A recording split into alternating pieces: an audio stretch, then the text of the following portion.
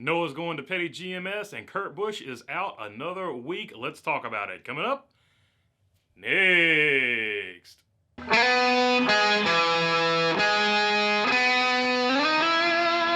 Kurt Busch is going to miss another start, this time at Richmond. Let's look at the statement he released.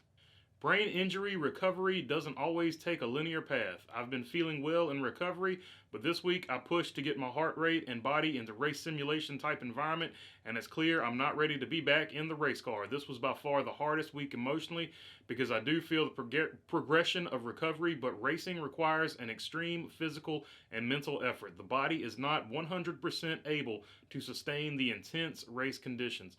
I am making progress and pushing hard each day. I'm encouraged by my team of doctors, and we will continue to do everything it takes to get me 100% to return to competition.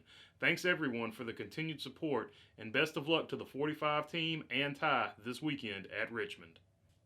So there you have it. Obviously, he wants to be back, and a brain injury is something you don't want to rush back from. But that being said, if this continues to be an issue for him, if he can't come back after Richmond, Ty Gibbs only has 2 more starts before he has to stop running that car, or he can't run for Rookie of the Year next year, or whatever year he comes in to Cup to run for Rookie of the Year. A lot of you are like, oh, Rookie of the Year, nobody cares about that. Well, if you're 19 years old, 20 years old, you do care about Rookie of the Year, and I think Ty Gibbs cares about it because he wants to win everything. So I think after Richmond, you're only going to see Ty start it 2 more times because he's going to want to get that Rookie of the Year. So you're going to see somebody possibly, like we might see a John Hunter Nemechek or a Brandon Jones possibly start if this continues to be an issue. But once again, hopefully Kurt Busch gets better and he is back and that doesn't become an issue. Another reason that this could possibly become an issue is if we get another winner. If we get 2 more winners, that would bump Kurt Busch from the playoffs. Of course, that would be a terrible, terrible situation for him.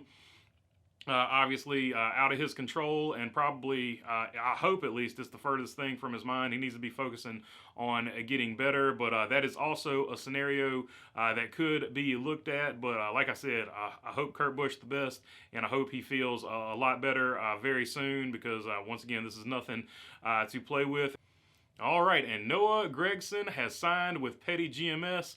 He will be in the number 42 car. It is a multi-year deal, and no sponsors or a crew chief were announced, but I think this is a really good move for several reasons. First off, from Noah Gregson's perspective, I think it's a good move because you go to a team where you are not expected to come out of the box and contend for a championship. We have seen this be a problem with the 20 car over at Joe Gibbs. They've cycled through several drivers, Eric Jones, Daniel Suarez, and Joey Logano, all young guys that got ran out of that car before they could start producing and showing what they could do. Also, we've seen it with the 41 car at Stewart-Haas. Cole Custer's on the hot seat. He's only been there 2 years, and of course they got rid of Daniel Suarez over there again. Suarez got done twice in these type of cars, and of course RCR. You've seen it with the 8 car. Daniel Hemrick only got 1 year before he was replaced. So he goes to a team where he's not expected to win right off the bat. So I think that is a good move for him. And going forward, I think that's a model a lot of younger drivers should probably take. Just show what you can do in mid to upper level equipment before you go to these teams where you've got a shelf life of 1 or 2 years before they expect you to contend for a championship, and they'll get rid of you. It's also a good move on Petty GMS's part because now they have a stout young lineup going into the future. Eric Jones is on a multi-year deal. Noah Gregson is on a multi-year deal. And although they didn't announce any sponsors for Noah Gregson, we know Noah Gregson typically brings some sponsor money with him. I would expect to see a Bass Pro Shop car, and Black Rifle Coffee will probably also be on the car. But since Noah Gregson is leaving the 9 car, that also opens up the 9 car. So who is going to go in the 9 car? Just off the top of my head, Carson Voppel, who is driving for Dale Jr. in the late model series, we could see him move up, right? We've seen that move before. Like JRM doesn't necessarily need to go through the truck series because we saw Josh Berry moved straight from that exact same car all the way up to Xfinity, and he's done good there. Another possible driver that they could slide in there, a guy that's already signed with Chevrolet. He's driving the number 7 truck this weekend.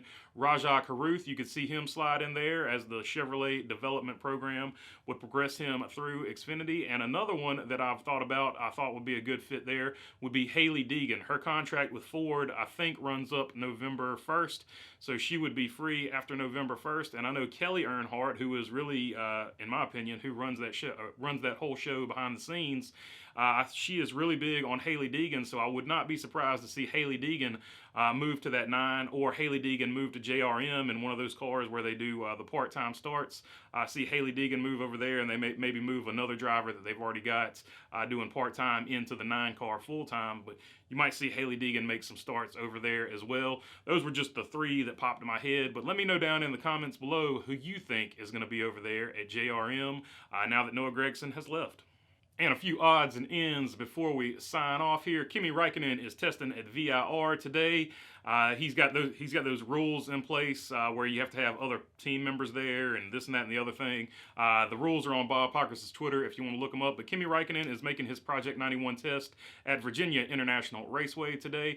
NASCAR Productions has begun the process of building a large building, so you're going to see a lot more from NASCAR Productions. Obviously, I think they're going to try to do what F1 is doing. They're going to get a whole bunch of original programming out of that, so that is good. And BJ McLeod and Josh Williams have parted ways. Josh Williams, a crowd favorite, but they have parted ways with BJ McLeod Motorsports. So those are your odds and ends, and that's all I've got for you today. Let me know down below in the comments what you thought about everything we talked about today. I try to get to as many of them as I can, and if you made it this far, of course, I really would appreciate your subscription. It helps the channel out a whole lot, and I really, really appreciate them, and I appreciate all you guys that are already subscribed too. All right, that's all I got for you. Thanks for your time. Peace.